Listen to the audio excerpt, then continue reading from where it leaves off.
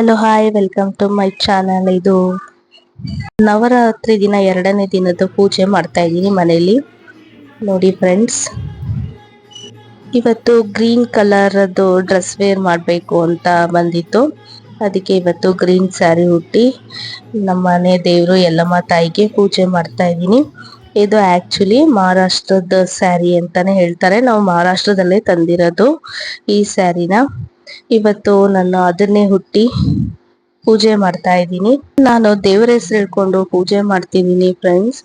ಮಾತ್ರ ಒಂದು ಚೂರು ಸುಸ್ತಿಲ್ಲ, ಒಂದು ಚೂರು ಹೊಟ್ಟೆ ಹಶು ಇಲ್ಲ, ಏನು ಇಲ್ಲ ಫ್ರೆಂಡ್ಸ್. ನಿನ್ನೆಯಿಂದ ನಾವು ಹೇಳ್ಬೇಕು ಅಂದ್ರೆ ಹೆಚ್ಚು ಕೂಡ ಊಟನೂ ಕೂಡ ಮಾಡಿಲ್ಲ. ಎಷ್ಟು ಆರಾಮಾಗಿದ್ದೀವಿ ಅಂದ್ರೆ ಮಾಮೂಲಿ ಟೈಮಲ್ಲಿ ನಾವು ಎಷ್ಟು ಆರಾಮಾಗಿರ್ತೀನೋ ಅಷ್ಟೇ ಆರಾಮಾಗಿದ್ದೀನಿ. ಒಂಚೂರು ನನಗೆ ಆಯಾಸನೂ ಆಗ್ತಾ ಇಲ್ಲ.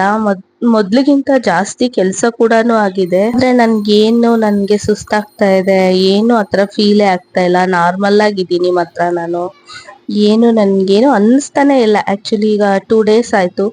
2 ಡೇಸ್ ಇಂದ ನಾವು ಏನು ಹೊಟ್ಟೆಗೆ ಅಷ್ಟು ತಗೊಂಡಿಲ್ಲ. ಇವತ್ತಂತೂ ನಾನು ಬರೀ 1 ಲೋಟ ಕಾಫಿ ಕುಡ್ಕೊಂಡಿದ್ದೀನಿ ಅಷ್ಟೇನೆ. ನೆನೆ ಆದ್ರೂ ಫಲಹಾರನಾರು ಮಾಡ್ಕೊಂಡಿದ್ದೆ, ಆದ್ರೆ ಇವತ್ ನಾನು ಏನೂ ತಗೊಂಡಿಲ್ಲ ಫ್ರೆಂಡ್ಸ್. ನನ್ಗೆ ಅದೇನ್ ದೇವರೇ ಶಕ್ತಿ ಕೊಟ್ಟಿದ್ದಾರೋ ಏನೋ ಗೊತ್ತಿಲ್ಲ. ಇವತ್ತಂತೂ ಒಂದು ಚೂರು ನಾನು ಊಟ ಕೂಡ ಮಾಡಿಲ್ಲ, ಫಲಹಾರನೂ ತಗೊಂಡಿಲ್ಲ. ಏನೋ ದೇವ್ರದ್ದು ತುಂಬಾ ನಂಬಿಕೆಯಿಂದ ಮಾಡ್ತಾ ಇರ್ತೀನಲ್ಲ, ಅದಕ್ಕೇನೋ ಗೊತ್ತಿಲ್ಲ. ಹೊಟ್ಟೆ ಹಶುನೇ ಇಲ್ಲ ಫ್ರೆಂಡ್ಸ್. ನಾನು ಆರಾಮಾಗಿದ್ದೀನಿ. ಮುಂಚೆ ನಾನು ಎಲ್ಲ ಕೆಲಸ ಮಾಡ್ತಿದ್ದೆ ಅದೇ ರೀತಿನೇ ಮಾಡ್ಕೊಂಡು ಬಂದಿದ್ದೀನಿ.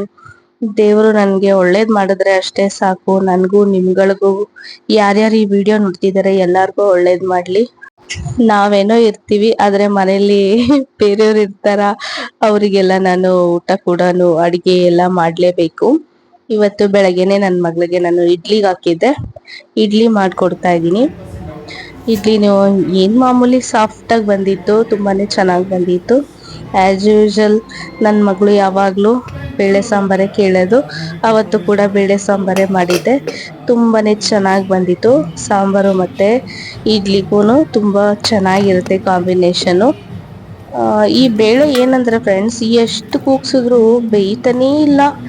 ಅಯ್ಯೋ, ಏನೋ ಇದು ಅವರೇ ಬೇಳೆ ಅಂತಾರಲ್ಲ ಆ ತರ ಅನ್ಸುತ್ತೆ. ಅದನ್ನ ತಂದ್ಬಿಟ್ಟಿದ್ದಾರೆ ನಮ್ಮ ಮನೆಯವರು. ಅದರಿಂದ ಅದನ್ನೇ ಮಾಡ್ಬೇಕಾಯ್ತು. ಅದಕ್ಕೆ ಹೇಳಿದೀನಿ ಚೇಂಜ್ ಮಾಡಿಸ್ಕೊಟ್ಬಿಡಿ, ನನ್ಗೆ ಇದು ಸರಿ ಹೋಗಲ್ಲ ಅಂತ. ಇಡ್ಲಿನೂ ಅಷ್ಟೇ ಫ್ರೆಂಡ್ಸ್, ತುಂಬಾ ಸಾಫ್ಟ್ ಆಗಿ ತುಂಬಾ ಚೆನ್ನಾಗಿ ಬಂದಿತ್ತು. ಆಮೇಲೆ ಇಡ್ಲಿ ಎಲ್ಲ ತಿಂದು ಅಮ್ಮ ಮನೆಗೆ ಹೋಗಿದ್ದು. ಹಾಗೆ ನಮ್ಮ ರಿಯಾಗೆ ಫುಡ್ ಎಲ್ಲ ಖಾಲಿ ಆಗಿತ್ತು. ಅದೊಂದು ಸ್ವಲ್ಪ ತಂದ್ಬಿಡೋಣ ಅಂತ ಅನ್ಕೊಂಡು ಹೋಗಿದ್ದೆ. ಅದು ಕೂಡ ತಗೊಂಡ್ ಬಂದಿದ್ದೀನಿ. ಅದೇನೋ ಗೊತ್ತಿಲ್ಲ, ಈ ಫುಡ್ ಅಂದ್ರೆ ಅವಳಿಗೆ ಭಾರಿ ಇಷ್ಟ, ತುಂಬಾ ಇಷ್ಟಪಟ್ಟು ತಿಂತಾಳೆ. ಮಾತ್ರ ನಾನೇನಾರೋ ಹೋದ್ರೆ ಮಿಸ್ಸೇ ಮಾಡಲ್ಲ ಫ್ರೆಂಡ್ಸ್. ಅವಳಿಗೆ ಏನ್ ಬೇಕು ಪ್ರತಿಯೊಂದು ತಂದ್ಬಿಡ್ತೀನಿ. ನನ್ ಮಗಳು ಅದೇ ಹೇಳ್ತಿರ್ತಾಳೆ. ಇವತ್ತು ಆಕ್ಚುಲಿ ಅವಳೇ ಎಲ್ಲ ಕೊಡ್ಸಿರೋದು. ನಮ್ಗೆ ಇಷ್ಟಕ್ಕೇನೆ ಆಯ್ತು ಒಂದ್ 800 ಎಲ್ಲ ಸೇರಿದ್ರೆ ಆಗುತ್ತೆ ಫ್ರೆಂಡ್ಸ್, 1000 ಗಂಟ ಆಯ್ತು. ಅವಳಿಗೆ ಬಾಚಿನ್ಗೆ ಆಳು ಮುಳು ಏನೇನೋ ತರ್ಬೇಕಿತ್ತು. ಅವಳಿಗೆ ಮೆಡಿಷನ್ ಕೂಡ ತರ್ಬೇಕಿತ್ತು. ಅದೆಲ್ಲ ತಂದಿದೀವಿ. ಅದೆಲ್ಲ ಎಷ್ಟು ರೇಟ್ ಆಯ್ತು ಅಂದ್ರೆ ಎಲ್ಲ 1000 ಏನೋ ಆಯ್ತು ನಮ್ಗೆ. ಅವಳಿಗೆ ಕೇಳ್ತಾ ಇದ್ದೀನಿ ನಾನು, ನಿಂಗೆ ಯಾವ್ದು ಇಷ್ಟ ಅದೇ ಎತ್ಕೋ ಅಂತ. ಅವಳು ನೋಡ್ತಾ ಇದ್ದಾಳೆ ಅವಳಿಗೆ ಏನ್ ಇಷ್ಟ ಅಂತ ನೋಡಿ ಫ್ರೆಂಡ್ಸ್. ಅವಳು ಏನ್ ಎತ್ಕೋತಾಳೆ ನೋಡಿ. ನಾನು ಹೇಳದ್ನಲ್ಲ ಅದೇನೇ ಇಷ್ಟ ಪಡೋದು, ಅಲ್ಲೇ ಮೂಸ್ಕೊಂಡು ಹೋಗಿ ಕೂತ್ಕೋತಾಳೆ. ಅವಳಿಗೆ ತುಂಬಾ ಇಷ್ಟ ಇದು ಮಾತ್ರ ಆ ತಿಂಡಿ. ಅವಳಿಗೆ ತುಂಬಾ ಇಷ್ಟಪಟ್ಟೆ ತಿಂತಾಳೆ. 3 ಹೊತ್ತು ಬೇಕಾದ್ರೆ ಕೊಟ್ರು ಕೂಡ ಅದನ್ನೇ ತಿಂತಿರ್ತಾಳೆ ಅವಳು. ಆಮೇಲೆ ಇವತ್ತು ಅವಳಿಗೆ ಆಶ್ಚರ್ಯ ಕೂಡ ಆಗ್ಬಿಟ್ಟಿದೆ. ಏನ್ ಇಷ್ಟೊಂದು ತಿಂಡಿ ತಂದ್ಬಿಟ್ಟಿದಾರಲ್ಲ ನನ್ಗೆ ಅಂತ ಆಶ್ಚರ್ಯದಿಂದ ಬೇರೆ ನನ್ನ ನೋಡ್ತಾ ಇದ್ಲು. ಆಯ್ತು ಕಣೆ ಹೋಗ್ಲಿ, ನೀ ಏನ್ ಬೇಕು ಎತ್ಕೊಂಡ್ ತಿನ್ನು ಅಂತ ಹೇಳ್ತಿದೀನಿ. ನೋಡಿ ಕೊನೆಗೂ ಅಲ್ಲೇ ಬಂದ್ಲು. ಅವಳಿಗೆ ಅದೇ ತುಂಬಾ ಇಷ್ಟ. ನಾನು ಹಂಗೂನು ಅವಳಿಗೆ ತುಂಬಾ ಇದ್ ಮಾಡ್ತೀನಿ, ಅದ್ ಬೇಡ ಬೇರೆ ನೋಡು ಅಂತ ಎಲ್ಲ. ಆದ್ರೆ ಅವಳು ಮೂಸ್ಕೊಂಡ್ ಅಲ್ಲೇ ಹೋಗಿ ಕೂತ್ಕೋತಾಳೆ. ಕೊನೆಗೆ ಅವಳೇ ಎತ್ಕೊಂಡ್ ತಿನ್ನಕ್ಕೂ ರೆಡಿ ಆಗ್ಬಿಡ್ತಾಳೆ. ಸ್ವಲ್ಪ ಭಯ ಇದೆ, ಹಂಗೆಲ್ಲ ತಿನ್ನೋದಿಲ್ಲ. ನಾವ್ ಕೊಟ್ರೆ ಮಾತ್ರ ತಿಂತಾಳೆ ಅವಳು. ಕೊಡು ಅಂತ ಹೇಳ್ತಾ ಇದ್ದಾಳೆ, ಆದ್ರೆ ನಾನು ಕೊಡ್ತಾ ಇಲ್ಲ. ಎಷ್ಟೊತ್ತು ಅಂತ ನಾವು ಪಾಪ ಪ್ರಾಣಿಗೆ ಹಿಂಸೆ ಕೊಡಕ್ಕಾಗತ್ತೆ. ಇದನ್ ತಿನ್ನು ಅಂತಿದೀನಿ. ಅವಳಿಗೆ ಅದನ್ನ ಇಷ್ಟನೇ ಇಲ್ಲ.